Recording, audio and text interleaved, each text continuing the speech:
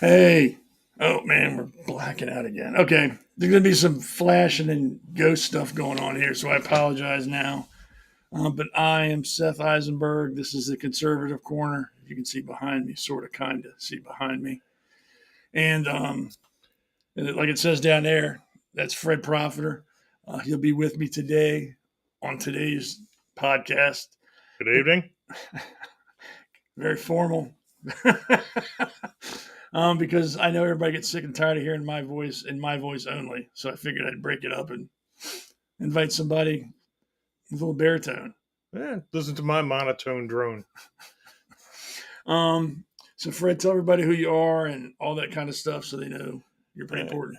Good evening, everybody. I'm Fred Profiter. Nope. And get up here where you can see me. Not that you're going to be missing that much. President of the Frederick County Conservative Club. We're the ones who get shit done in Frederick. We did the Trump Road Rally. Did 100 miles in Frederick County. Never hit the highway. Did it all on back roads. And that was great. I had over 300 cars in there. We're the ones who hold the debates for the candidates here in Frederick. And we did 3 bus trips down to D.C. One in November of 2020, one in December 2020, and, of course, January 6th. And January 6th, nobody got arrested, so we're good there. Never got a visit from the FBI. That's pretty important. Yeah. That's a very important thing. Not even a phone call. So. Yeah, I'm right. Yeah. Very active club. Most active club, I would say, in Frederick County. Probably only second to the Carroll County, Maryland club. They do a lot of stuff. Right. Other than that, the other Republican clubs, like I've said before in the podcast, are useless. They're all impotent. They're more worried about happy hours and Christmas parties and taking your money to do nothing with. We get shit done. Yeah. The most active club in Frederick County. That is for sure. So he'll be with me throughout the podcast. We'll be talking about the things I have together and probably going off that and talking about stuff that I don't even have stuff for because it's just how it is. So usually, like I said, the first thing we do is breaking and interesting news. I used to say breaking and important, but some of the stuff I talk about probably isn't important to you. It's important to me. So I have that. So we'll get right into that. First thing we got here is, I don't know if you remember this. I think it was late last week, a bunch of people surrounded ICE in Chicago with their cars and started shooting at them. And then ICE returned fire and hit some woman several times, didn't kill her. Now she's facing, obviously, federal charges for assaulting federal police officers and probably other gun-related charges. Of course, the left is all crazy about that. If ICE wasn't there, this wouldn't be happening, blah, blah, blah, blah, blah. It's okay to shoot at federal law enforcement now as long as your feelings are hurt, that it's okay. It shouldn't be a crime. Let my people go. I don't know if you saw, I wanted to get that. And I don't know if anybody else has seen it. There's a video of a bald-headed girl, and I don't know if she has cancer or she's just crazy. So I don't want to make fun of her bald head because I don't know. It was shaved. It wasn't. Shaved. It didn't fall out. So maybe she's just crazy. But she's on the front of an ICE van or a bus, and she's like clutching it, and she's screaming, "Let my people go!" as she's crying. I don't. And once I got her pried off, she threw herself on the ground. No, my people, my people. Yes. Not a Hispanic accent to her at all. She's whiter than me. Yeah. That's pretty white. She's almost see-through. She's so white. But yeah, she was very theatrical. I think she's been nominated for an Academy this year. I don't know. We'll find out. When the Academies have already come, right? Yeah, Academy's already gone. So next year. Next year. Next year she might be nominated for Best Actress in a dramatic role. I don't know. But she's an idiot. They're all idiots. They're all insane. They don't deal in facts. It's all about feelings. So yeah, this lady, I hope she goes to jail. Not because because she's anti, deportation, because she shot at cops. She needs to go to jail. It's that simple. I don't know why people are so against that. Shooting at cops is stupid. Why would you shoot somebody that has a gun that can shoot back at you? I don't get that. No sense. Yeah, especially if you're not that good. at what you're shooting. And these people, that's all they do, shoot guns all day. It's like, yeah, I've never played football, but I'm going to go play like the Ravens in a pickup game. That's stupid. You're going to get yourself hurt, and you should, dummy. I think this is tomorrow. They start doing the hostage release in Israel and Gaza. I don't agree with any of this, and I've said it before. I don't think Israel should have agreed to any peace agreement. I think they should have continued until they killed everybody in Hamas. Because if they leave 2 of them alive, they're just going to be doing the same stuff again in 2 years. They're going to be dealing with the same crap again. And I wouldn't have released anybody I had if I was Israel. The Palestinians they have in jail aren't there because they were jaywalking or because they were speeding or because they had a joint. They're there because they're terrorists and they've killed people. So I don't understand why anybody thinks this is a good deal. I don't think it's a good deal at all. I think Israel got bullied into it, I think. So, what do you think? Yeah, I mean, I got to give credit to Trump for putting this coalition together. I mean, Qatar, Saudi Arabia, UAE. I mean, they're all in Israel now. I mean, you never see all of them in one place at one time. True. And I think it speaks volumes to the negotiating skills that Trump has. Yeah, but do you think it's over? Like, this is it? Hamas done? They'll never have to deal with Hamas again? No, I'm not that confident. I mean, how many peace deals have they had before? Oh, that's true. But in the last 10 years, there's been 2, I think. I'm a little older than you, so I go back further. I go back to the Begin era. Well, actually, Golden My Ear. Oh, yeah, you are old. So, yeah. Dirt. Yeah, but I don't think it's a smart decision. I don't think Israel should have agreed to it. I mean, I'm not knocking Trump. I'm just saying I don't think this is good for Israel. Right. Time will tell. Well, yeah, I mean, I hope I'm wrong. We thought the Abraham Accords were going to work. I mean, I hope I'm wrong. And the Abraham Accords did work until October 7th. Exactly. So I just don't think you can trust a terrorist organization that's sworn to kill you. Yeah, exactly. They don't all of a sudden go, oh, you know what? We were wrong. We apologize. Let's be friends. Are you going to disarm? Well, if you put your guns down first, we'll put our guns down after you put your guns down. We swear. We swear to Allah. Yeah. I trust that shit as much as I trust gas station sushi. Now, here's an idiot. This Mississippi sheriff has said that if Trump sends ICE to his county, he's going to have him towed and locked up. What happened to enforcing the law? It's his job to enforce the law. And ICE isn't going down there just to be down there. They'd be going down there to arrest people who've broken the law. And maybe somebody who's trying to tow their vehicles. Why would you? I mean, if that's something you were going to do, why would you forewarn the people? Like, if you come down here, I'm going to tell you. I'm going to tell you. Thanks for letting me know. Yeah, sure. Why would fucking idiots? And this man's a sheriff. You can look at him and tell he's very serious, though. He is very serious in that picture. He is not kidding. Oh. He's going to tow some cars, man. And I guess that's a deputy behind him, that chick. It looks like she's thinking, oh, my God, just shut up. Just be quiet already, dude. She got stars on her collar? Yeah, 2 stars. Yeah. So it's like, yeah, I've heard you say this before. You're running your mouth. I guess you want to be mayor next, blah, blah, blah. But it's not just in Mississippi. A lot of sheriffs are coming out saying they're going to not work with ICE. They're going to tow them, or they're going to lock them up. Or what was it in Portland? Didn't they have an issue where the police said they stood down? Yeah. Yep. When ICE was in trouble? They were ordered to stand down by the mayor and governor. So, fine, send in the Marines. Yeah, I mean, they don't want the National Guard there, but you know how you get the National Guard there? You don't back up ICE with your local police department. Then they have to send in that National Guard because they'll back them up. So you're doing exactly what you're not wanting to do. By doing that, you're going to have the National Guard there. Yep. And maybe the Marines. Yeah, send the Marines in. Shit, that'll straighten stuff up pretty quick, I would say. Don't forget the corpsman. And the corpsman. Yeah, you got to have the corpsman there. The pecker checkers. And anybody doesn't know, Fred was in the Navy too, so we can talk about other branches. You can't. Yeah, we talk shit. Yeah. And if you weren't in the military, you can't. Just be quiet. Say thank you. Move on. This next thing here. This is why I don't think anything's going to happen positive with a peace accord in Israel. Hamas has their security police on the streets patrolling to keep things safe, which has turned into Hamas executing people in the streets a few days ago they think were collaborating with Israel. So it's just starting again. It hasn't even stopped. Right.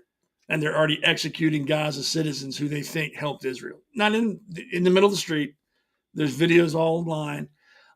So that's why I think nothing is going to change. There might be a pause so Hamas can regroup and get stuff together they need to get together, and then it's going to start again. And then everybody's going to come out and blame Israel because Israel's not going to sit there and let somebody bomb them, and they're going to bomb them back. It's like, oh, no, you can't do that. You got to just take the ass kicking. But yeah, it's not going to change.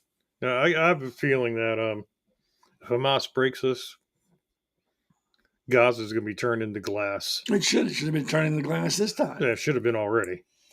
I mean, what people don't understand is Hamas is a terrorist organization. It's not just the U.S. says that. Most of Europe, most of Asia, most countries agree Hamas is a terrorist organization. So when Israel's fighting them, we should all be helping them because that's doing the world a favor. They're getting rid of, they're taking the trash out. But no, nobody sees it that way. It's all they're out there, they're committing genocide. If Israel was purposely killing civilians, if that was their goal to go out there and kill civilians, this war would have been over in about a month. Yeah, you wouldn't see all that stuff in the background there. It would be all those buildings would be gone. They would have bombed it until everybody was dead. So I'm so sick of hearing, well, they're killing people on purpose. I think they said there's like 55,000 combatants were killed or something like that. And they said there were 67,000 people killed. So like 15 to 20,000 were civilians.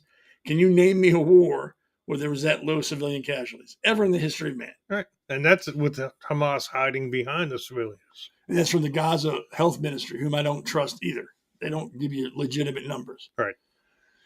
But I guess this is what peace looks like. Hamas security forces patrolling the cities. Still masked. Yeah, walk around masks. They don't have any uniforms. We got a T-shirt. Yeah, T-shirt probably says, I love goats. Or I love sheep. I don't know. But that's their idea of peace. The terrorists. I love you. But that's their idea of peace. Terrorists patrolling the streets, keeping the peace. That is exactly what they want us to believe, that's going to keep the peace. I know. It's weird. It picks up. Yeah. Dumps and then jumps, yeah. Okay. So, yeah, that's what's going on in Gaza now. Again, I think they should just keep rolling until they get them all. But that's just me.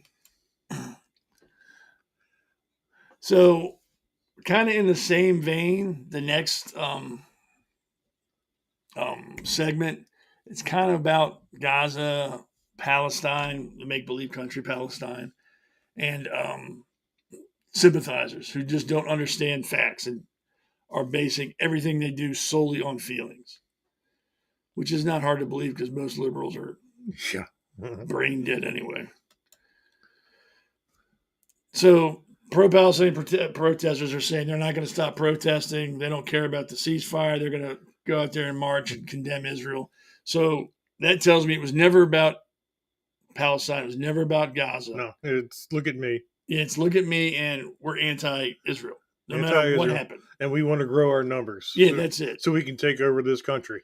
Yeah, I mean, that's, if you look at it, like, I think that's London. Yeah, Big Ben. That's crazy. They're overrun. They're inundated with Muslims and sympathizers. I don't know if you've ever seen the videos or news clips. It's ridiculous. It looks like a third world. Same thing with Paris. It looks like a third world country now. I think 10 or 12 major cities in England have Muslim mayors. Yes. And I read somewhere that more Indians own property in London than English people do at this point. So what does that tell you? Yeah. Well, they probably own 10 Downing Street also. I'm sure they do. You know. But yeah, so this just shows me that this was never about the war. They weren't concerned about anything. This was just a chance to be anti-Israel because they knew everybody would be on the bandwagon. Because if they were truly about, the war, they'd all be happy now because there's a ceasefire. Right. They'd be celebrating. But no, it's me. Put the camera on me, Mhm. and doesn't have anything to do with Gaza. And I think if you look at that picture, I did, and maybe I'm wrong, all I see is a bunch of white people with too much free time on their hands. Younger white people, like rich kids. They got nothing else to do with their time. I don't think I saw more than 2 or 3 actual Middle Eastern people in that picture. And that's the same thing over here.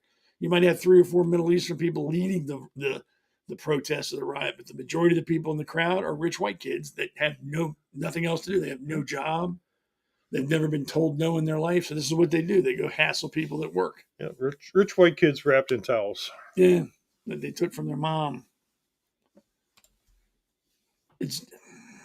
I am not one for violence, but like I've said before, sometimes violence is the answer. And I think this is one of those times. Yeah. And I think that BB showed great restraint. Oh, hell yeah. He shouldn't have, but he did. Yeah, I think he showed a little too much restraint myself. Right. I mean, when you're fighting somebody that hides in hospitals or hides in schools or hides in communities, you have to, I guess, what's the word? Not accept.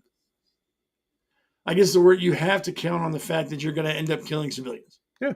But you're going to have collateral fault. damage. But it's not your fault. Collateral death. Yeah. It's the enemy's fault because that's where they're hiding. You have to go where they're at. Right. And I don't think people understand that. I think they bullets can go around people and like they're little missiles that seek heat. It's going to happen. And like Fred said, I think the Israelis showed great restraint. Even if it was 60,000 civilian casualties, that is still impressive for over a year now, right? Yeah, 2 years. 2-year war. Only 60,000 civilian casualties. Don't get me wrong. It's still horrible that 60,000 civilians died, but there's no other war in the history of man with that low number. It's also the civilians that elected Hamas as their leadership. So maybe they got what they deserved. And every time you turn the news on and something bad happens somewhere in the world, the streets of Gaza are filled with people dancing and cheering and being happy about it. So I really can't feel sorry for them. Like they elected the Hamas. They cheer when Hamas does something. I mean, I think there was a poll taken and like 70% of the people thought what happened on October 7th in Israel was a good thing. Yep. So, I mean, you really can't feel sorry for people like that. Like, hey, you know what? You picked on somebody bigger and they whipped your ass. Well, why should I be mad at the person you picked on because they can fight better than you? You spit on your landlord. Yeah, what do you think is going to happen? You're getting evicted. It's like you go out on the street and there's like a little guy, Mike Tyson, and you think, hey, I'm going to go pick on Mike Tyson. And he beats you up and you're like, you can't do that. You're supposed to stand there and take it. No, dude, you picked on somebody that knows how to fight. They're going to fight. And they should, especially if they were minding their own business. And on October 7th, they were. And you just got your ass kicked.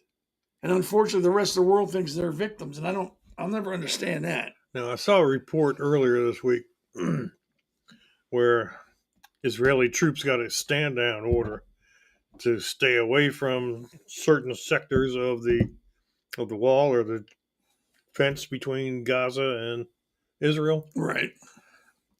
Nobody can explain it, but that was the window that Gaza or that Hamas used to come in.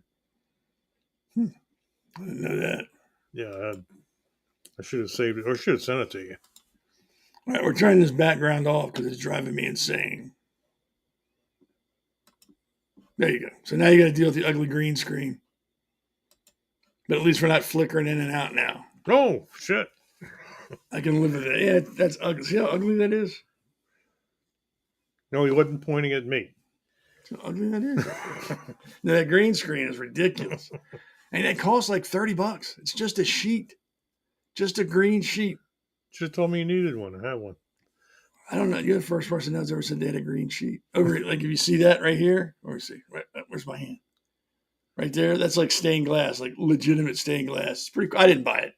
When my mother passed, it was here.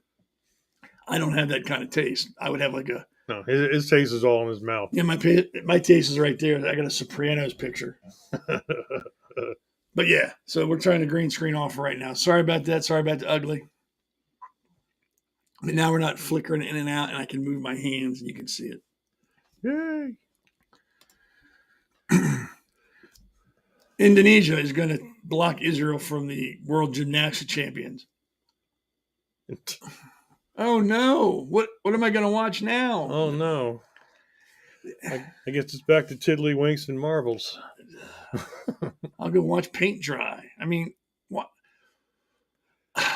Doesn't Indonesia have a very high Muslim population?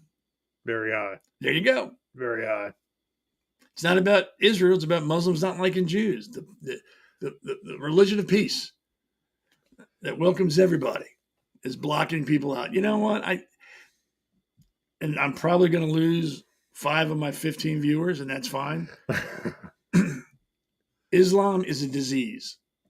It's a cancer. Wherever it goes, death and destruction follow. Yep. It doesn't Absolutely. build anything up. It doesn't create anything. It doesn't help things prosper. It's a cancer, and it kills whatever it attaches itself to. Yeah. And the sooner countries realize that, the better off we're going to be. And there's like 300 million Muslims in the world, something like that, 300 million. And they said, well, only 10% are, radicalized. That's 30 million people. That's a lot of people. Yeah, 30 million. That's a hell of an army. So I don't want to hear that. What do you think? Well, all you got to do is Google contributions Islam has made to the world.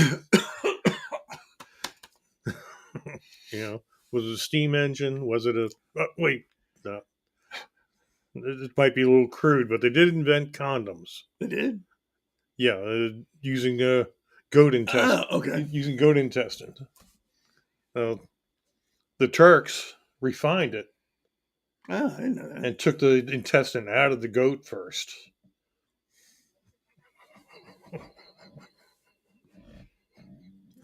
Boom, boom. He's shot. He's here all week, folks. Didn't they do the number? We'll be here all weekend. Was it his? Was it the Muslims that came up with 0? The number 0? I think it was. Because before it was just 1, and that was it. They made 0, which changed math. So centuries ago, they did something. Okay. And since then, they've done nothing. I mean, they still engage in slavery. They still engage in, female genitalia mutilation, child labor. You name everything that we're against, they do. And not a peep from anybody. Only killing your neighbor. Yeah, killing your neighbor, swearing to wipe out other religions off the face of the planet, child sex or child brides, and nobody cares. Yeah, grooming. Yep.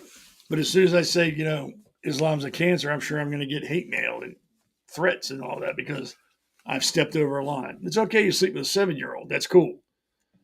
But if I say you're evil for doing it, I'm the bad guy. Of course. I'm going to burn in hell or wherever Islam believes. But yeah, I think Islam's a cancer. It's a dangerous religion. And I'm not saying all Islamists or Muslims are bad. I'm sure there's 5 or 6 of them that are really good people that really are not about death and destruction. But the vast majority are. Look at any poll ever taken. They believe in taking Israel out. They believe in making the world Muslim. They believe all of that. No other religion does. Yeah. Buddhists don't want to convert you. If you want to come over to them, that's great. If you don't, that's great.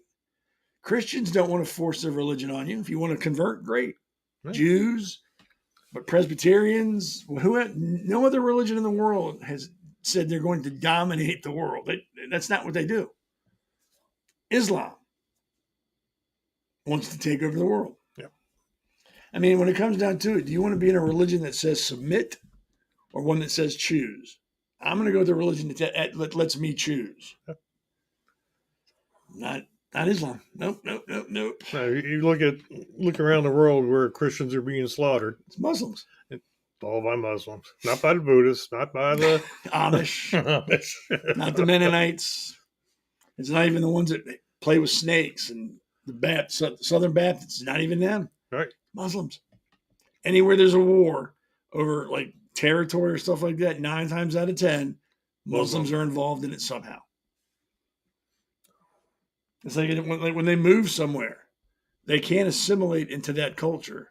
They make that culture assimilate to them. Look at London. Look at Paris. Look anywhere they're at over in Europe. Look at what's going on there right now. They're making no attempts to become part of that nation. They're bringing their nation with them, and you need to adhere to that. There's no assimilation there. There's no assimilation here. You don't have Muslims coming out to the conservative club or the Republican club, wanting to get involved, and they like conservatives because they like the American values. No, they want to change the values. And they want to ban people. Ban people, make you submit to their will. There was a video, I think on YouTube. There was an imam. I think that's what they're called, Islam, like a preacher, an imam. And I think it was in Texas. And he was going store to store in the community they lived in that sold alcohol, and told them that sooner or later they're going to ban people from being able to buy alcohol, because that's, I don't know what a sin is called in Islam, but they said that's what it was. And he was dead serious. And nobody, if someone came into my store and said, look, what you're doing is wrong, you shouldn't do it, that's one thing.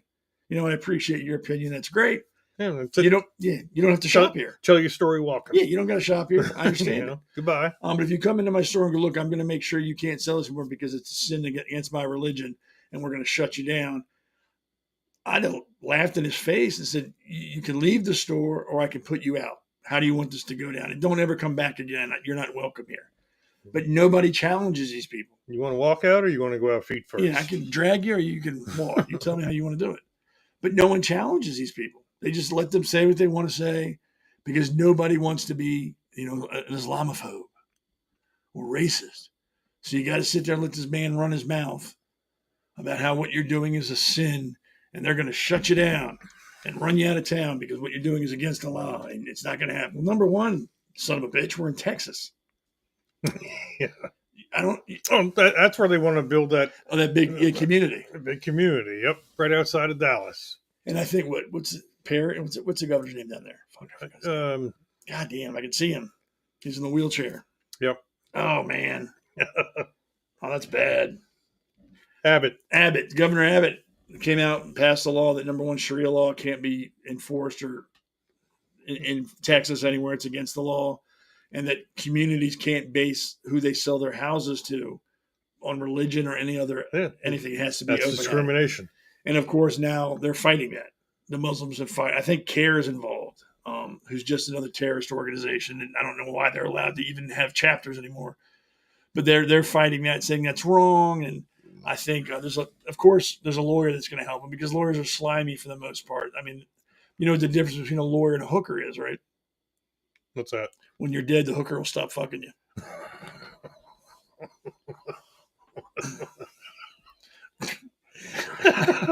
And that's the truth. That's the truth. So of course, they could find a lawyer that's going to, Abbott's, he's wrong. He couldn't find the truth. That shot up a flare and had a red flag. You're going to find a mouthpiece that'll defend it. But I'm glad Texas isn't saying something about it. But what's really frightening to me is that we have to pass laws that say Sharia law or law from another country can't be enforced in our country. Right. That's what frightens me. Why do we have to pass a law that says that? Yeah. And that should bother you. I mean, we talk about grooming and sexual stuff in schools, which is bad. Don't get me wrong. But this is just as bad. Yeah, this is, if not worse. Yeah, because it's not just affecting children. This will affect everyone. Yeah. And I don't know much about Sharia law because, number one, I'm not Muslim and I don't give a shit. Number two, I don't live in the Middle East and I don't give a shit. But if we have to pass a law, that tells me there's people in this country who are trying to bring Sharia law here. If there actually has to be a law made specifically to stop that, something somewhere must have happened for these people to go, we got to put a law in there that says we can't do that. Well, non-Muslim women are getting harassed in England for going out without headscarves on. Yeah, I've seen videos. Yeah, and is it Dearborn, Michigan, like that now? Yeah, and there's a Sharia court in Dearborn. That's right, and I think there one in New York too. Yes, I think it was like 47 across the country. That shit needs to be shut down immediately. We have people that will go out of their way to scream and yell about Israel. We have people that will go out of their way and scream and yell about people denying trans people their rights. We have people that will scream and yell because we won't allow them to teach about anal sex and oral sex in elementary and middle schools. But nobody says a peep when Islams want to push their beliefs onto us. Not just push, they want to enforce it, make it a law. Not enough people speak up about it. And that's crazy.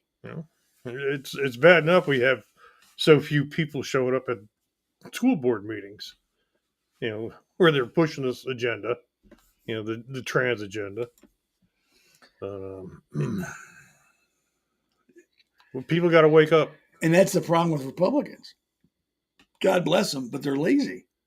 They don't get out. They don't do things. I got to work. I got to be here. I can't be there.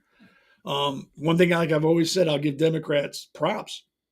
If they say be somewhere at a certain time, everybody shows up. They bust them in. Yeah, they'll bring them in. People will show up at thousands. Same thing with Republicans. 50, 60 people might show up. And the whole time they're doing this. I got to go, man. I got to do stuff. I can't be here all day. Like Joe Biden checking his watch in Delaware. Well, Joe Biden, he'd be looking at his arm with no watch. Like, I think I forgot something today. I got blonde leg hair. Popcorn's a bad dude. But yeah, and that's how it's always been. Fred put on a really big Charlie Kirk memorial. That'd be memorial. Candlelight vigil. Candlelight vigil 2 weeks ago, right? Yep. Almost 3 weeks ago. 3 weeks ago. Good turnout, like 200-300 people. No, over 400. Over 400 people, but it should have been more. Yeah. It should have been more. Well, for everybody's defense, when I first announced that we were going to do it, I asked people to keep it on the down low because we didn't want any trouble showing up. But then WFMD got hold of it. It's a local radio station. Local radio station. And then put it on the air. And after they put it on the air is when they called me. And I said, all right, cat's out of the bag. Let it go. So we had 350 candles that we were ready to hand out. And we did hand out. Oh, yeah. And not everybody got one. So, it was over 400 people. And I was surprised and pleased. And my heart just went, was just full. So. And if you've watched me before, you know I'm never happy and never pleased. There was 300, 400 people there. There should have been 500, 600 people there. There's no reason to have that little amount of people show up for something that important. That's just my opinion. I blame the Republican Party. They don't do anything. They don't talk about anything because they don't want to make waves. Like when it comes to Sharia law, nobody's really talking about it on the Republican side because they might lose votes. They don't want to be that person. And don't get me wrong, not all are like that, but the vast majority of Republicans are not speaking out against it. And it's because they don't want to lose votes. They don't want to be labeled a racist or an Islamophobe. So they'll just kind of, yeah, maybe we shouldn't do that, but I'll let somebody else handle that because I'm not getting involved. Yeah, that's not in my best wheelhouse. Interest. Yeah, that's not in my best interest. But yeah, it's just Republicans are like that. And I can only speak to where we live in Frederick County, Maryland. The Republican Party in this county is weak. It's a joke. When I say they're only concerned about parties and happy hours, that is literally all the Republican Party in our county does. Have happy hours, have Christmas parties, and have just general like holiday parties. They have not won an election in as long as I can remember. Maybe one or two people here and there during the election, but they have never swept an election. Is that because there's more Democrats here? No, it's because they don't get out. They don't make anybody excited about anything. Hey, we got Mason Carter. Yeah, they just like, yeah, we have Mason Carter. And that's all you'll ever hear. They don't get in it. They don't make you excited because they're too worried about planning the next party. You get people in the Central Committee who are already in office. They're not worried about getting anybody else elected. They're worried about keeping their asses in office. So that's what they work. That's what all the thing they do is geared to, keeping them there. It's very incestuous and it needs to change. And now, again, I can't speak to other counties. I can't speak to other states because I'm not there. I can just tell you what goes on here, and it's embarrassing. The one bright spot we have is Sheriff Chuck Jenkins. Yep. America's sheriff. The funny thing is the Republican Party will still say, hey, we got him elected. No, you didn't. That man doesn't need you anymore. He has a name. People know him. They recognize him. Democrats vote for him. It's got nothing to do with the Republican Party. As a matter of fact, was it 2 years ago? Yep. Some of the Republicans turned on him. 3 years ago. It's almost 4 years now. Yeah, 3-4 years ago, some of them turned on him. And the ones that turned on him, he helped. I think he endorsed them. It's if you let it, it'll make your nose bleed. It's really, I'll never figure out the Republican Party. What did Damon say? Let me put that up there so we can see that. The problem is I just copy and pasted the story, so I don't have much of text. I don't know. The Catholic Syrian Lebanese Senate called Patterson the capital of Palestine in the United States and repeated the comment, calling it the fourth holiest city in the world to Palestine American audience. The comments drew backlash from right wing. Why doesn't that mayor go to Saudi Arabia? Yeah. And just He'd be more at home there. Just for shits and giggles, say, you know what? Saudi Arabia is the most holiest country for Jews and Christians, and we are welcoming to Jews and Christians in Saudi Arabia. Please come here. They'd kill him. They would kill him or put him in prison for the rest of his life if he said that there. Yep. That's what these people don't understand. They wouldn't have any rights for the places they're defending. They would be executed or exiled. But now you can't tell them that because it's bad Jew, bad Israel, bad Christian. That's all they know about. All right. We'll be right back. America's Pulse Network. The mainstream media is bought and paid for. The truth is twisted to fit their agenda. But America is waking up because podcasts are the future for trusted media. Welcome to the America's Pulse Network. It is a network built by patriots that upholds the Constitution. The America's Pulse Network stands for God, truth, and the America First movement. There is no corporate propaganda, no government spin, just real news, real talk, and real voices fighting for faith, freedom, and the future of this great nation with common sense. Here are some of America's Pulse Network podcasts. Alexandra Levine Live, hosted by Alexandra Levine. Jersey Shore Podcast, hosted by Damon Galdo. The Conservative Corner, hosted by Seth Eisenberg. APN's The Pulse, hosted by Alexandra, Damon, and Seth. So tune into America's Pulse Network on the following social media platforms: X/Twitter, Rumble, Truth Social, Facebook, and YouTube. Join the revolution. Because the pulse of America beats for God and country. America's Pulse Network is for faith, family, freedom, and truth.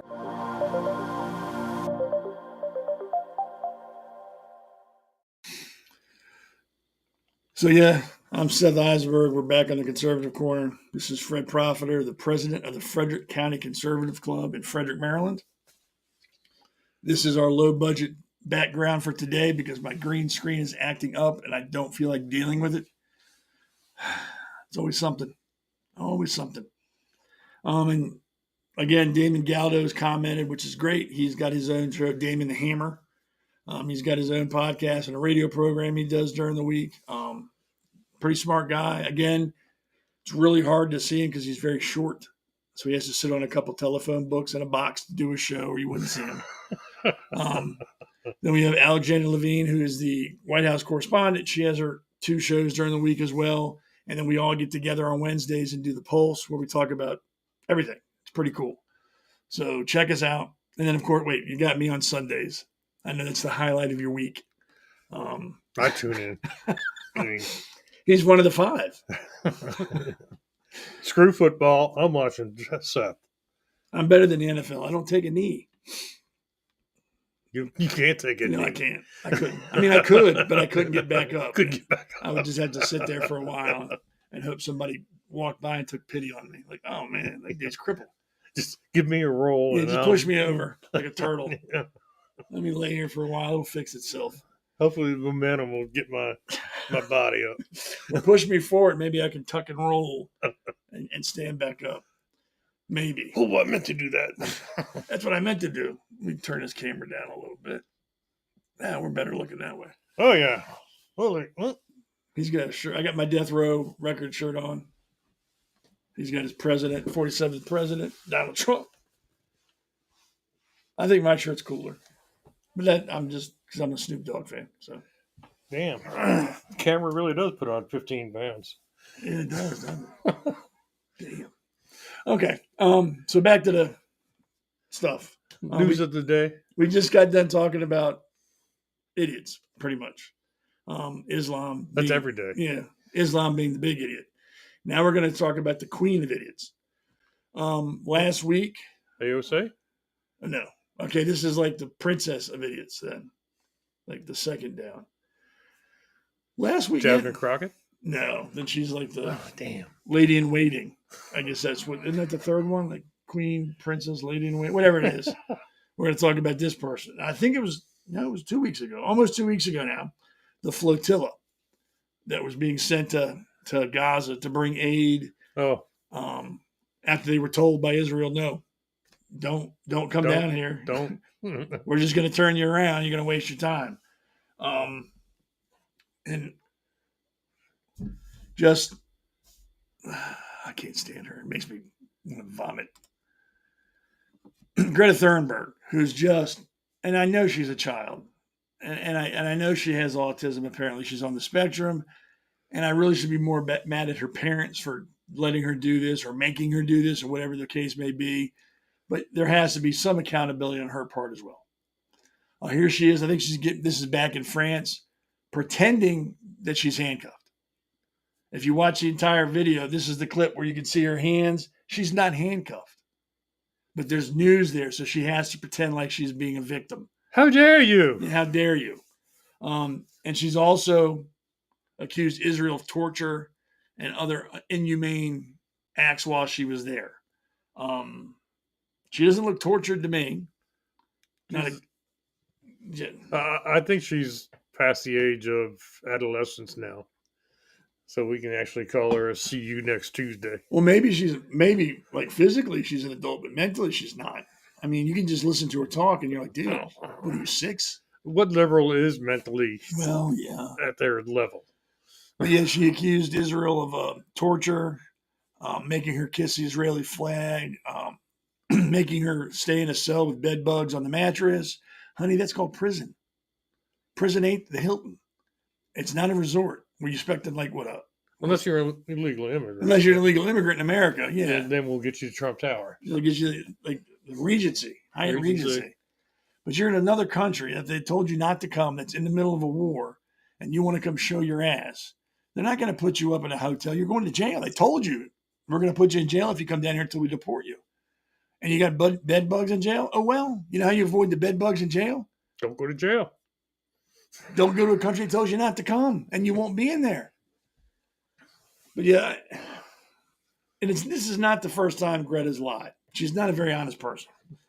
The fake aid flotilla, number one, they were offered by Italy, Greece, and even Israel before they got close to the blockade to port. I can't remember the name of the port they told them to go to. And they would, Italy or Greece would take the aid they had and transport it to Gaza for them. So they didn't have to worry about the blockade.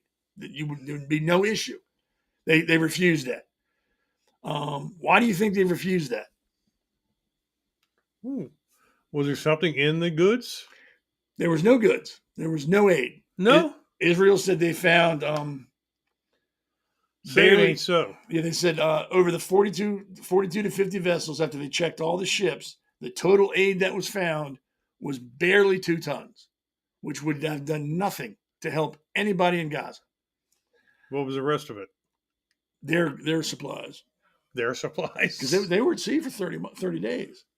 So they had to have their supplies, their food, their water, their medicine, and then whatever space was left over was for the Gazans. I mean, you've been to sea. So it takes a lot of shit. Yeah, absolutely. And if you look at the pictures of the flotilla, maybe they had some 70-footers on there. We don't have maybe. There's so many now, I don't even bother with it. But maybe a 70-footer. But there weren't like cargo vessels. There weren't like commercial ships out there. They were all private, like sailboats or yachts. It was all their own provisions. Yeah. And then people wonder, well, they're bringing supplies down. How? How did you think they were bringing supplies down? If you've never been on a ship, it's very tight. It's not spacious. It's not like you have rec rooms and pool halls and restaurants. It's very tight because everything on a ship has its own space. And They should have gotten a Carnival cruise. They could have done that. They could have done that. Yeah. That's like the Spirit Airlines of the ocean.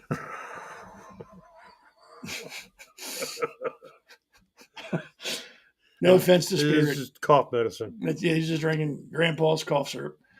But yeah, ships are tight because they need all the space for the important shit, like engines, water pipes for the bilge. They need everything has a space. Everything is accounted for. There's not open space on a ship, and if there is, that's where your shit goes. That's where your provisions would go. That's where your fuel would go. That's where your clothing would go. So after all these people had all their stuff put on the ship, apparently only 2 tons for the Gaza. Yeah, only 2 tons. And let me show you what gets into Gaza daily. There you go. I think that equals tons. Tons of trucks. Down there, right there, where it says the flotilla, that's what they sent. Samud. That's all they sent compared to what comes in from other countries in the Red Cross. Oh, look, it's just one little blue line on the back of the truck. That's it. But she's all, now, did you see the provisions being unloaded today? No, I did not. You'd have thought it was Free Cheese Day in the ghetto. I mean, they just jumped all over those trucks and were just. Oh yeah, because Hamas is taking all the aid. They don't give it to the people. A single aid truck entering Gaza carries about 20 tons of aid. Around 300 aid trucks enter Gaza every day. So one truck, 20 tons of aid, 300 trucks a day go to Gaza. Flotilla, 42 vessels, maybe 2 tons. 2 tons. Maybe. That's why I've said, and I'll say it again, the flotilla was a publicity stunt. That's all it was. They weren't going to help anybody. Publicity stunt that turned into a popcorn fart. If that. Greta is also known to have lied before about things. She's not a very honest person. No. In 2025, in October 2025, Thunberg was criticized for sharing an image of a starved Israeli hostage on social media that she said was a Palestinian suffering. The post was a collaboration with other pro-Palestinian activists, and the photo of the hostage was later taken down because she's not an honest person. And people calling her a hero. What else have we got here? The Israeli Foreign Ministry called Thunberg's claim brazen lies, stating that detainees' legal rights were upheld and no official complaints were made. Court documents from a hearing on October 5th appear to support the Israeli government's position, showing Thunberg requested deportation, but made no formal complaint of mistreatment. Now, here's a question. Let's say Fred's and she is famous, unfortunately. Fred's famous. He's an activist. And he's accused me of beating up my neighbors. So he's bringing 40, 50 people with him to come to my house to tell me how bad I am. Media's all over it. There are cameras everywhere. So Fred comes to my house. Am I really going to torture him and beat him and do all sorts of evil stuff to him and then let him go? That would just make his argument look what he did to me. You have to kill me and just get it over with. Exactly. So she's saying Israel did all these horrible things to her, but then let her go without a mark. Yeah. Do you? Yeah. But I would hate to say it, but strip down. Let's see it. Show me bruises. Show me anything. Anything. Nobody that was detained by Israelis has a bruise on them. But she's claiming they were tortured. And people believe it because it's not about Gaza. It's not about Palestine. It's not about the war. It's about making Israel look bad. Yeah. That's all it's about. Israel's a bad guy. No matter what happens. And like I've asked before, if Canada were launching missiles into our country on the regular, and then one day they raided what would be like Michigan and killed, what would the equivalent? They said 44,000 people at a festival and then went across the border. Do these people that are angry at Israel honestly think we wouldn't do anything in retaliation either? It would be like, oh, well, they left. There's nothing we can do about it. Sorry. And they took, like 1,000 hostages. They left. We can't, nothing we can do. Well, it all depends on where in Michigan it was. Well, yeah, if it was Dearborn. But that's what Dearborn deserves it. I mean, but that's what their water sucks. Well, yeah, it's brown and flammable. But that's what these people are saying. That's what they're basically saying. That we wouldn't do anything either. No other civilized country would do what Israel did. Israel's a bad guy for fighting back. Bullshit. Yeah, make no mistake. If that happened here, regardless of the Democrat president or Republican president, we would retaliate. We would have no choice. We would have to retaliate. Nobody would let a Democratic president go, oh, no, we're not going to do anything. They would run him out of office. Yeah. We would retaliate. And we wouldn't just send, they sent 3,000 people over. We're just going to retaliate with 3,000 people. Oh, you know that Trump's going to sit back and wait for a statement from Canada. No country would ever sit back and let that happen. And it wouldn't just be, we're going to go over for a couple hours and kick ass and come back and be like, no, we're done with this. This is not the first time you've done shit to us. It's not, and it will be the last. Yeah, but we're going to make sure this doesn't happen again. But these protesters want you to believe that that's unrealistic. That, what they did was, it was too much. They overreacted. These protests. You kill my family, I'm coming after you. Yeah. And I'm coming hard. More importantly, you take hostages, which is against the Geneva Convention because they're non-combatants, and then you kill them in captivity. What about did that guy that they had dig his own grave? Did he make it out? I think he did. Think he did? But the point is they're still using that as propaganda. You can't, everything they did, they can't do according to the rules of war, which is funny. But nobody cares about it. They don't recognize Geneva anyway. I don't think many countries do anymore, except us and maybe Europe. Geneva's worthless, just like the Nobel. Yeah, it's another joke. And I think it says in Geneva that you have to, your military has to have uniforms. Yeah. They can't go in civilian clothes. They have to be identified. Have to be identified in uniform. To avoid civilian casualties. So that's the problem. Everybody else can get away with shit except us and Israel and maybe England. That's the problem. And that's supposed to be okay. We're supposed to just sit back and let terrorists do what terrorists do. We're not supposed to respond. And if someone responds, we're supposed to condemn that country for responding. Yep. You overreacted. Well, if you're going to rob a store that the guy has a shotgun and you go in with a knife and he shoots you, it's not his fault for being properly armed. It's your fault for going in there first place like you did. And you got what you deserved. One, even thinking about it. Yeah.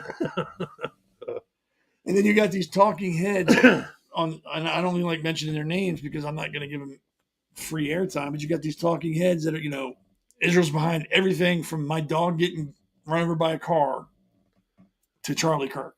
Israel's involved in everything. They're the great evil of the entire world. Must be the view.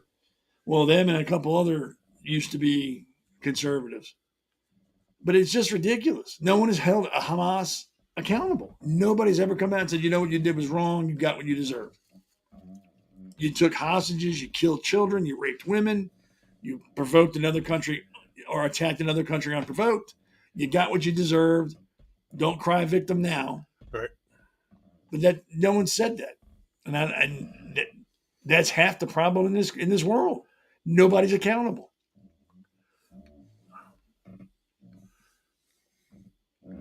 I don't understand it. How dare you? Yeah, how dare you? How dare you? What is it? How dare you stole my childhood or something like that? Jackasses. All right, we'll be right back. Welcome to America's Pulse Network. This is APN's very own White House correspondent, Alexandra Levine. This is so amazing and miraculous. We've never had a president in the history of our nation doing this. And we hope to God that he continues doing this forever and ever. Thank you. God bless you, everybody. And God bless President Trump. And God bless you. Hello, everyone. This is Alexandra Levine with the America's Pulse Network. I am the White House correspondent right here in the heart of D.C. as President Trump is celebrating 250 years of America and the military. Subscribe and follow America's Pulse Network on the above social medias. Makes it any better. All right, we're back. I am Seth Eisenberg. That's Fred Profiter, president of the Frederick County Conservative Club in Frederick, Maryland. We're the ones who get shit done. They get shit done. And that was for Alexandra Levine. She's our White House correspondent. She gets to go to all the cool things, all the stuff in D.C. They don't let me out of my cage for that kind of stuff because I wouldn't know how to act. I'd probably get arrested by Secret Service or something. Knuckle dragging, mouth breathing. Hey, where are the ding dongs? Stuff like that. Where are the little tiny cocktail weenies? Vienna sausages. Yeah. Ooh. Oh. My ex loved those things. Are they really from Vienna? Yeah. That's like that. What's it? Potted meat food product. Yeah. What the hell is that? Spam in a tube. Let me brush my teeth with this. What's the other stuff? God, what is it called? Deviled ham? Is that what it comes in those little cans?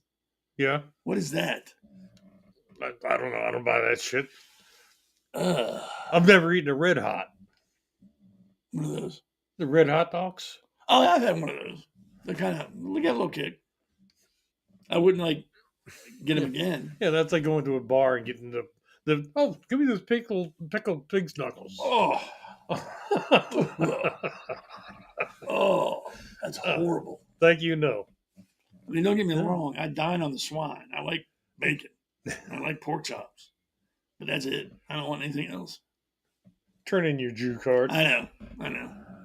I've told you all before. I'm a bad Jew. Yeah, I always called you a tribesman, and now the truth comes out. I got tattoos, so yeah, I'm not a good Jew. I understand. See? No tats, no metal. He's a better Jew than I am. I'm good. But yes, my savior was a Jew. There you go. See, so we're all kind of Jewish if you want to get down to it. But I was just talking to Fred about, I don't know if anybody else has watched it, kind of off topic, but if you watch me, you know I don't stay on topic. I was talking to him about that Netflix special, Ed Gein. I don't know if anybody else has watched that, but it's really good. It's towards the end, I get the impression they're trying to make you feel sorry for the guy. And maybe he was mentally ill. I think he said he had schizophrenia and some other disorder. And, that's horrible. But that doesn't excuse you digging up dead bodies, skinning them, and wearing their skin around your house as a suit.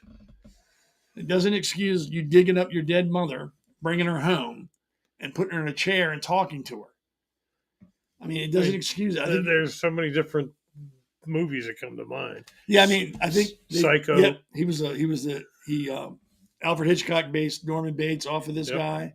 The Texas Chainsaw Massacre was based off of this guy. And they're even saying Silence of the Lambs. Silence of the Lambs was based on him. I think they're talking about Buffalo Bill more than Hannibal Lecter. But yeah, this guy really influenced a lot of modern cinema. But yeah, if you haven't seen it, check it out. It's really good. Charlie Hunnam, the guy from Sons of Anarchy, Jax. He plays Ed Gein. Really good. I enjoyed it. It was very entertaining. But yeah, the dude was really messed up. And what's really frightening is there are people like that walking the streets now. There are people who are serial killers walking around now. Yeah. That do heinous stuff today, not just back then, today. How long did the Zodiac killer go? They never caught him. Never caught him. And exactly. Didn't they finally catch the Green River Killer a few years ago? Yep. Finally. And then the BTK, Bind, Torture, Kill Killer, they finally caught. And he was something to do with the church. He was oh. They walk among us. Yeah. It's insane. And when you watch it, you're like, oh, that's crazy. And you start thinking, dude, my neighbor could be walking around in a skin suit right now. I don't know. It's just creepy. It's like the old joke about the hitchhiker getting picked up and then saying to the driver, well, what are the chances of picking up a serial killer? The driver looks at him and says, well, what are the chances of two being in the same car? Wow, that would be, that's great. But yeah, check it out. It's on Netflix. It's really good. I think it's called Monster, the Ed Gein story. And I think there's another one for Jeffrey Dahmer, which is a really good series too. And then there's one for Kyle and Lyle Menendez. Was it the Menendez brothers? No, those guys are sick. it puts the lotion in the basket, or it puts the lotion on its skin, or it gets the hose again. That's what the guy was dancing and like played hide the apples and backed up. It was like, ooh, that was creepy. But that's Buffalo Bill is based on Ed Gein, loosely, because he wasn't kidnapping women. I think he only actually killed 3 people: his brother, and then 2 women, and that was it. He didn't kill like 5 or 6 people. Well, that's all they know was 2. So who knows? Maybe all they were able to attribute to him. And then, like I said, Norman Bates was based on him. You know, Norman. I don't know if you've ever seen Psycho, because that's an older movie. But he would have conversations with his mother, and he would actually hear his mother talking to him, and she was dead in the bedroom. That's exactly what Ed Gein would do. He'd put his mother in the dining room and have conversations with her, and he would hear her voice when he was talking to her, and it would show her she was decomposed and falling apart. But that was his mom. He would talk to her, and she would talk back. It was demonic. See, I can't even say demonic, because if the man's mentally ill, he's not in 100% control of his facilities. If he has schizophrenia, he doesn't. The way we would see reality, apparently they don't see it the same way we do. Like if I said, "Hey, Fred, you look funny in your glasses," you'd get over that. You probably wouldn't even care what was said in the first place. But apparently, as a schizophrenic, fuck you, I'm leaving. But apparently, as a schizophrenic, you in your head or in your mind, you see it as like a group of people running at you, screaming that you're stupid, you're dumb, you're worthless. That's how you see it. In your reality, that's what it is. People attacking you or screaming and yelling insults at you. I'm not schizophrenic, so I don't know. But if that's the case, I can kind of understand why you'd lose your shit.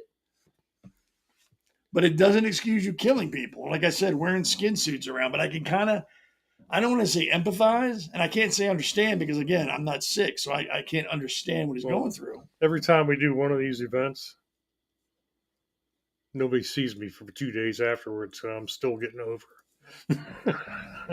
He's out there wearing a skin suit. If anybody, I'm in Mount Airy, Maryland. Please send the police. I'm afraid to close my door. But you won't leave. Yeah, but check those specials out on Netflix. They're really good. And I don't want to say entertaining, because I don't think they're meant to be entertaining.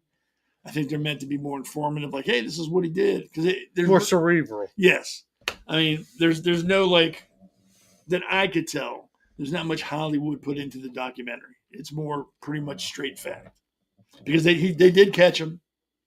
They did interview him. They have interview tapes of Ed Gein. So I think it was pretty much based on those interview tapes. I would love to hear this.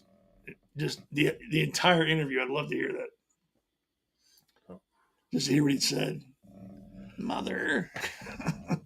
Creepy. Hello, mother. Yeah.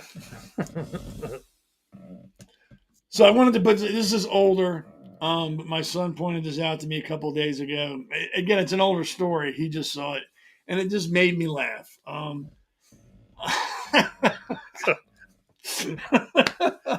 That's my spirit animal. Yep. Criminal caught after cutting off 37 man buns in one day. Claims he was doing the Lord's work.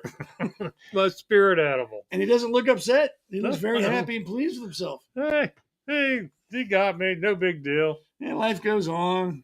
I'll do a couple days in county. And this kind of plays into what we were just saying. The dude's obviously got a mental problem. Normal people don't go around doing that. Who knows what he heard in his head? Oh, obviously, he heard God talking to him, saying, "Hey, you know what? While you're running around today, cut off some man buns for me. Prove you love me. Cut off some man buns." You know how many times I've wanted some? Oh, every time I see one. Every time I see you doing a man bun, it's like, dude, you look like you don't look tough. You look like a Karen with a mustache. My grandson's wearing one. Oh no! He's got the sides shaved down, and he's got this pulled up into the ponytail and tucked into a bun. And I'm like, dude, you're 10 years old. You know what you do when he's asleep? And have that guy come over the house. I blame his mother and father. My daughter and son-in-law. I mean, in the grand scheme of things, if that's the worst he does, Yeah, exactly. that's awesome. Hey, he's a great kid, great student. That's all that matters. You know, It's like- he scored in the 97th percentile nationally for wow. math. Oh, holy shit! You know, he's a great kid. Well, then I didn't deal with the man bun. That's Yeah, not a big deal. I never said anything to him about it. This is the first time I publicly voiced my opinion on it. My son's got a full beard. He's 15, and he looks like a mountain man. And people complain, well, he's too young, he should shave. And I've brought it up a couple times. But like I just said, if that's the worst thing he's doing, whatever. Have a beard. Hey, 15, he's man enough to grow a full beard. Yeah, it's impressive. Go for you. Go for it. It's very impressive. Yeah. So there's some people I know who are my age who got like that spotty beard. They got some here, a little bit here. Looks like a patchwork quilt. Yes. I was like, dude, you got a full beard. I would wear that with pride. Yeah. But he's got a big Jufro. So big Jufro. There's that too. But I don't know. You know, the kids could be doing worse. I can live with that. So Jews and Afrikaners have the kinky hair? Yeah. Yeah, Jews got kinky hair. No, I don't. I don't have any hair. Damn, I'm getting so bald. Holy crap. That's embarrassing. But yeah, I mean, guy walked around clipping off man buns. You got to respect that. Because obviously he didn't hurt anybody. It wasn't like he stabbed anybody or attacked anybody. He was just doing the Lord's work. Just. Sorry about that, Samuel, or whatever, you know. Got to cut that off. The Lord told me to do it. And here's money for a haircut. Yeah, maybe he did that too. Like, yeah, cut off your man bun. Here's $20. Go to Sport Clips and get that shit evened out because you look like a fool now. I'm a bigger fool than you did before. Yep, it's true. There are alligators in the sewers in New York. That would scare the hell out of me. Yeah. That is beyond frightening. Let me see if I can find the article on that I have. Here we go. This moment was captured in video footage that recalls the big city myth that inspired the 1980 B movie Alligator. I saw that movie, by the way. Shocker. And further popularized by Drew Barrymore in E.T. because I think she mentioned something about that in E.T. Right. There you go. It's true. In New York, in the sewers, they saw an alligator. I don't know how that would go during the winter because New York gets pretty cold. They get like downright bitter cold up where they're at. And they get snow. Yep. And things. I don't know if water in the sewer would freeze because it's like dookie water. I don't know if dookie water freezes, but... Yeah, dookie and it's 50 feet below ground. Well, yeah, so it probably doesn't. So so it's true. I mean, that is... If there's one, you know there's got to be another. Yeah. He didn't get there by himself. Yeah, that's just creepy. That is insane. I remember when I was a kid, that was like, oh, you better watch out. You flush it down the toilet, it's going to grow big in the sewer. There you go. It does. So don't be flushing your crap. Well, no, you can flush your crap, but that's all I'd be flushing down the toilet. It's crap. I wouldn't put my pet alligator or piranha flushing down the toilet. I mean, stuff like that's how you get invasive species, like in Florida with the pythons. Right. Because people get them and let them go. And then all of a sudden you got a problem. I think they actually pay people down there to hunt them. Yep. There's like bounties on them. I might be moving to Florida. Snake hunting. I can't imagine that's difficult. They don't move fast. They're kind of big and still got to bag them. Still got to drag them. Oh, they get pretty big. They're like 20, 25 feet, don't they? Uh-huh. And bigger. Yeah, never mind. Big enough to swallow a dog. Never mind. I'm going back to work tomorrow. Not going to be doing that.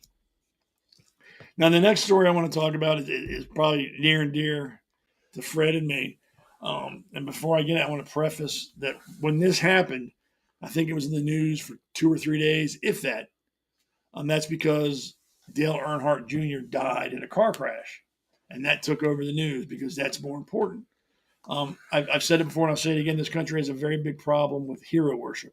The more famous you are, the more people think you're important and that your life is the end all be all. How do I know this? You got reality TV shows. You got like the Real Housewives of wherever they're at now, Big Brother, Love is Blind, all these reality shows. And these people have hundreds of thousands of followers and they're the end all be all.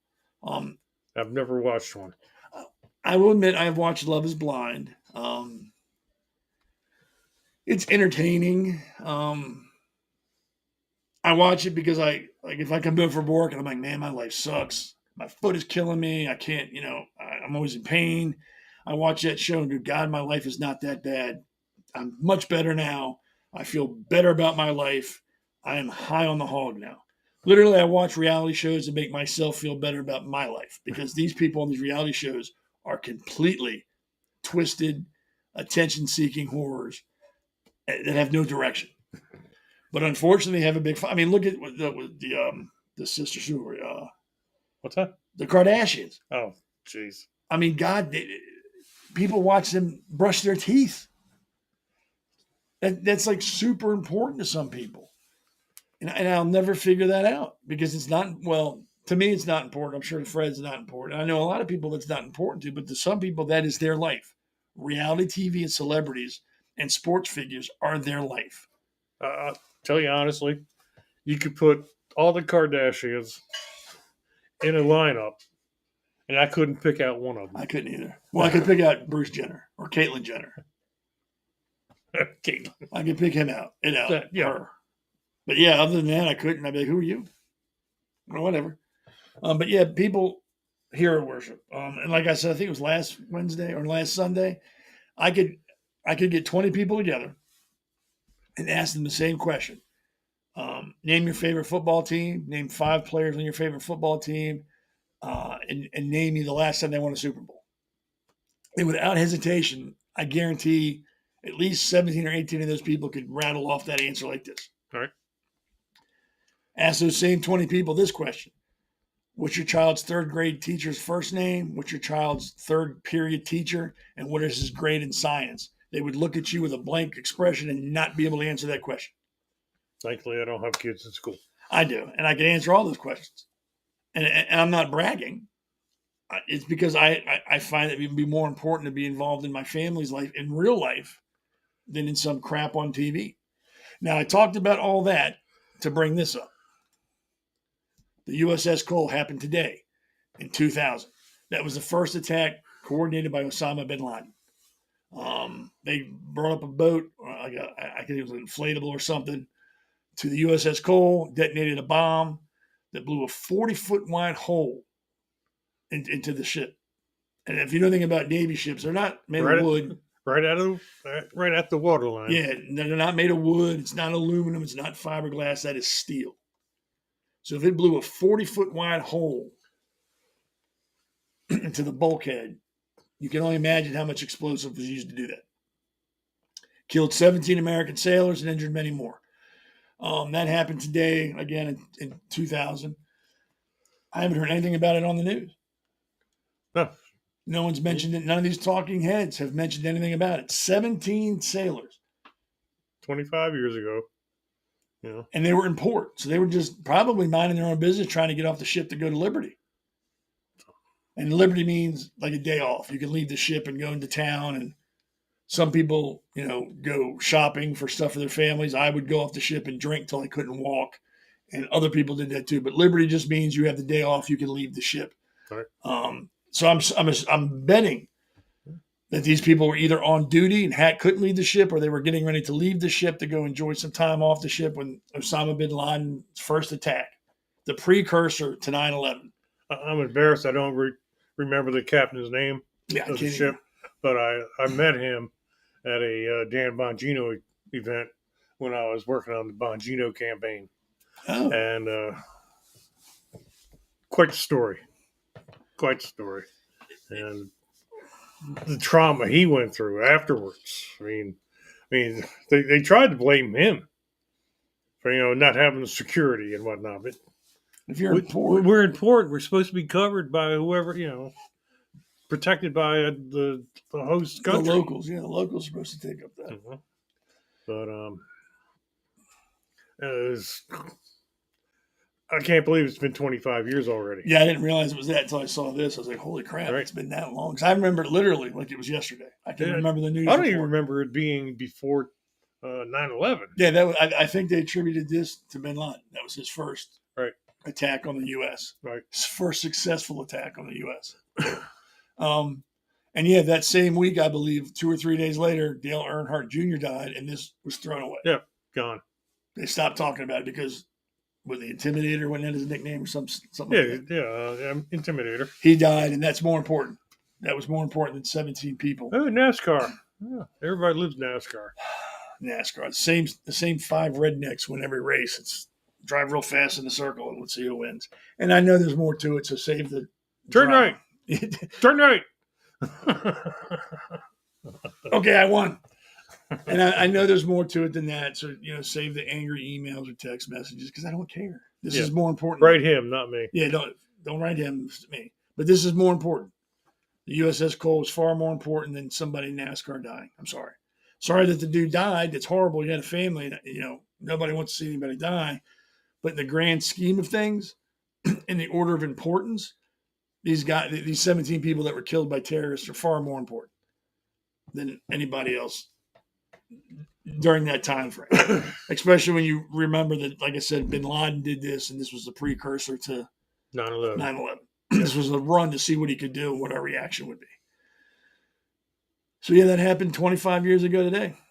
An unprovoked attack on the USS Cole, a U.S. warship in port, minded in Yemeni. Yep. They were in Yemeni in the port of Aden. So they weren't even at sea. And 17 American sailors lost their life. I can't remember how many more were injured, but I'm sure it was more than 17. Right. Because if you can see the picture, let me see if I can switch it so you can see it. That's a pretty big hole right there. That ain't no joke. So, yep, 25 years ago today. So yeah, it's things like that we got to remember. And I'm not saying we live in the past or we dwell on it, but we can't forget stuff like this. This is important. We got to remember people don't attack us because we're crappy and nobody wants us and we're like the black sheep. People attack us because we are the last bastion of hope in this world. And you can come here dirt broke, poor, and build yourself an empire in this country. People aren't trying to get into China. They're not swimming across rivers or going through deserts to get into Colombia. They're not fighting to get into Italy. They are fighting and doing all that to get here. And that's important to remember. So every time you hear one of these libs screaming about how bad America is or how evil we are, a bunch of fascists, why does everybody want to come to this fascist country? Everybody wants to come here, but then turn us into where they came from. So if it's so good back there, why'd you leave? Yeah. And if it's so good back where you were, why did you go through all the crap you had to get here illegally?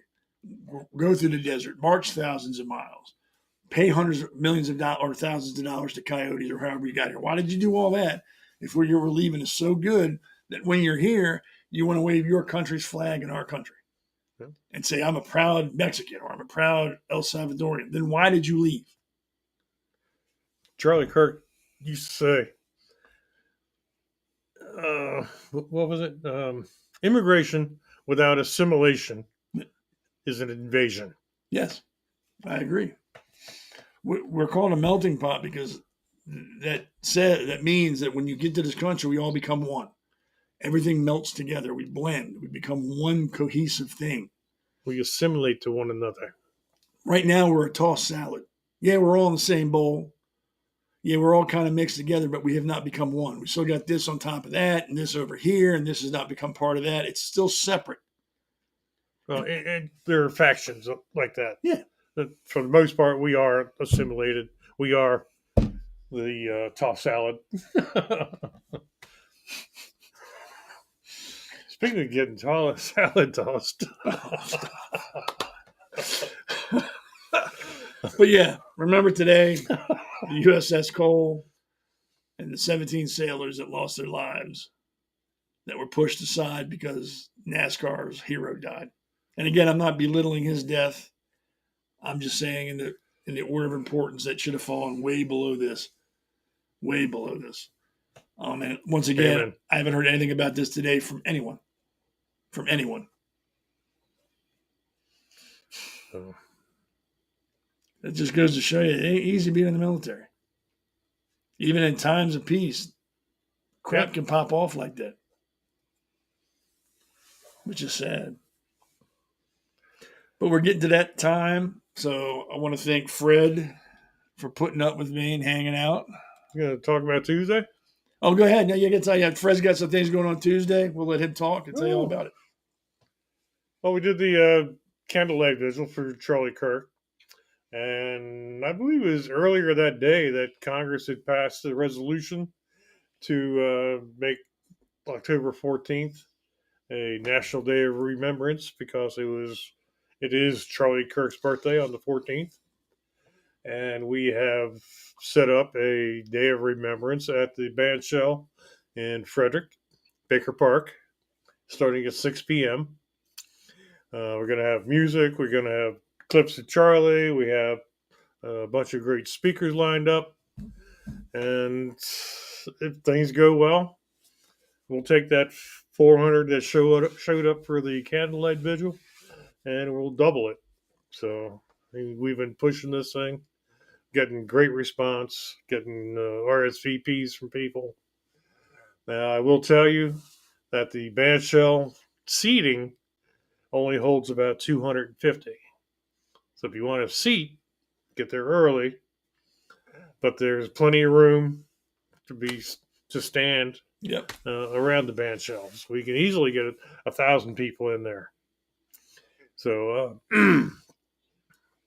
please come on out. Be a celebration of life.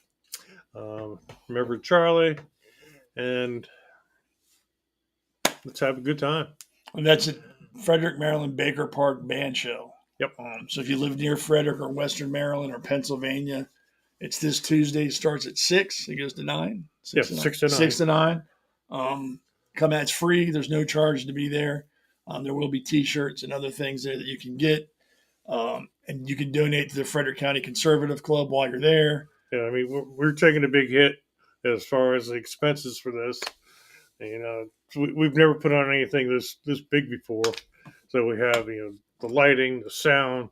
We have 2 85-inch video monitors that are going to be set up so everybody can see what's going on. We got a camera so you can see all the speakers that are going to be talking, all the video clips. It'd be great. Come on out. And I'll be there, and that should be a draw enough. That should be enough. That's all you need to know. I was going to hold that to the left. I know. We're going to use it as a tease. Now we're going to be run over. People will be lined up on Monday waiting. All 7 of them are going to be there waiting to see me. But yeah, I'll be there. And I'll try to get some video to play for my show next Sunday. Take some snippets, catch some of the speakers so I can show you all if you can't make it. But if you live close to Frederick, Tuesday 6 to 9, it's not too late. You can still get home, get sleep for work the next day.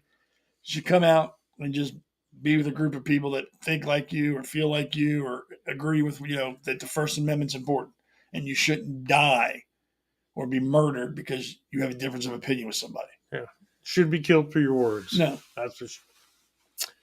So, and that's what the libs don't get. It shouldn't matter that Charlie Kirk died. What should matter is someone was killed because they spoke what they thought, and everybody should be against that. Everybody, but libs are libs. So that's this Tuesday, Frederick County, Maryland, or Frederick City, Maryland, at Baker Park at the band shell. It starts at 6. A lot of good speakers will be there. A lot of people will be there. It'll be an educational time, and you'll be able to learn about there'll be some candidates there. They'll be speaking. Yeah, it's not a political event. It's not political, but there'll be candidates there, so you can pull them aside and probably talk to them if you want to. And we have the Republican Club, the Women's Republican Club, the Young Republicans, the Conservative Club, of course, and the Orange Ballot, the school board group. So come out if you can. It'll be worth the time, I promise you. And if you come out and you say, hey, we're coming out because we saw it on the Conservative Corner podcast, I'll give you $10 off on the family membership. There you go. Instead of $35, it would be $25. There you go. You heard it from the Prez. $10 off if you say, hey, I heard about this on the podcast, Conservative Corner. And like he said, he's not lying. This is the most active club in Frederick County. We do a lot more than anybody else. So I want to thank Fred for coming out. It was great. We usually do the drunken podcast, but The whiskey podcast. But I'm not feeling good enough right now to be drinking whiskey and going to work tomorrow. So we'll have to do that another Sunday. And before we go, what I'd like to do is read an opinion of mine. And again, you don't have to agree with it. You can tell me to pound sand, kick rocks, whatever you want to do it. But I'm still going to tell you about it. And it does have something to do with tonight's podcast. A ceasefire with Hamas, while a step towards de-escalation, does not justify placing full trust in that group. Trust must be earned through consistent actions, not assumed from a temporary halt of hostilities. Hamas, designated a terrorist organization by the U.S., the EU, and other countries, has a history of using ceasefires strategically, often to regroup, rearm, or advance political goals rather than pursue lasting peace. For example, past truces, like those in 2014 and 2021, were followed by renewed rocket attacks or provocations once Hamas deemed it advantageous. This pattern raises skepticism about their commitment to peace. Hamas's stated ideology, rooted in its 1988 charter, calls for the complete destruction of Israel. And while the group has at times signaled pragmatic shifts, its actions, such as the October 7th, 2023 attack that killed over 1,200 Israelis, demonstrates a persistent reliance on violence. Ceasefires in this context can serve as tactical pauses rather than genuine olive branches. The governance in Gaza has also prioritized military infrastructure, like tunnels and rocket stockpiles, over civilian welfare, diverting aid to fund militancy. Reports from the UN and others indicate that Hamas has misappropriated humanitarian resources, casting doubt on their reliability as partners in peace. On the flip side, ceasefires are often driven by external pressures like Egypt or Qatar's mediation, or Hamas's own need to alleviate Gaza's humanitarian crisis. These motivations suggest pragmatism, not trustworthiness. Some argue that engaging Hamas diplomatically could foster moderation, pointing to their participation in elections or negotiations. But this hope ignores their consistent return to violence when it suits their aims, undermining claims of reform. Blind trust in Hamas during a ceasefire risks ignoring their track record and ideological rigidity. Any agreement must be scrutinized with verification mechanisms to ensure compliance. Without concrete actions like completely disarming and completely renouncing violence, Hamas's ceasefire should be seen as a tactical action, not a transformative action. Prudence demands skepticism, not naivety. That's just my opinion. You don't have to agree with it. It's just how I feel. So once again, I'm Seth Eisenberg. This is a Conservative Corner. It's Fred Proffer, the president of the Frederick County Conservative Club. I'll be on Wednesday at 8 for the Pulse, and I'll be back next Sunday at the same bat time and same bat channel to do the Conservative Corner. Have a good rest of your weekend and have a good week, and I will see you on Wednesday. Peace out.